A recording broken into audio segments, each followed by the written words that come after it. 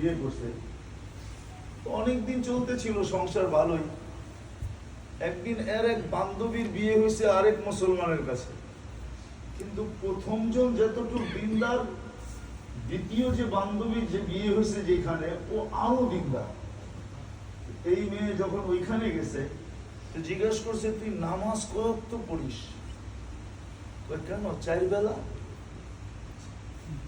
ও জিহ্বায় কামড় দিয়ে বলছে, 4 বেলা? কোন 4 বেলা পড়িস? জোহর, আসর, মাগরিব, এশা। জোহর, আসর, মাগরিব, এশা, 4টাই তো সহজ, ঠিক না? জোহরের সময় কর্মস্থলে, আসরও সজাগ, মাগরিবও সজাগ, এশাও সজাগ, ফজর পড়তে কষ্ট, ঠিক না? তো নতুন বোর্ডে শিখাইছে নামাজ কয় বেলা।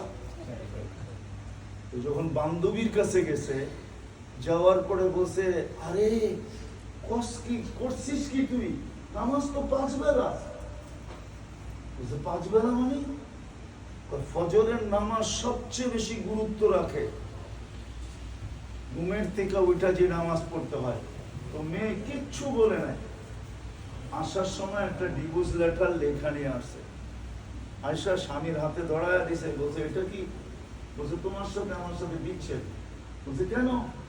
বলছে তুমি যদি নামাজ নিয়ে প্রতারণা করতে পারো, তাহলে বাকি সামনের জীবনে তুমি আমার সাথে অনেক প্রতারণা করবে, তোমার সাথে আমার জীবন চালানো সহজ না, সম্ভব না।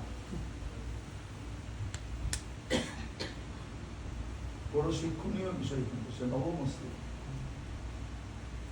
সে বলছে তুমি নামাজ নিয়ে প্রতারণা করলা, তাহলে তুমি আমার জীবনের কদমে কদমে প্রতারণা করবে।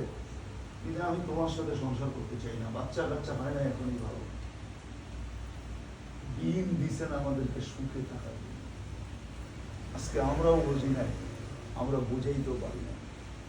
যদি বুঝাইতে পারতাম, যদি বুঝতে পারতাম, খোদার কসম, দুনিয়ায় যেই পার্সেন্ট মুসলমান আছে, যতটুকু মুসলমান, সারা দুনিয়াকে মুখ দিয়ে বুঝাইতে হতো না। আমাদের অবস্থা দেখে সারা দুনিয়া বুঝা ফেলত।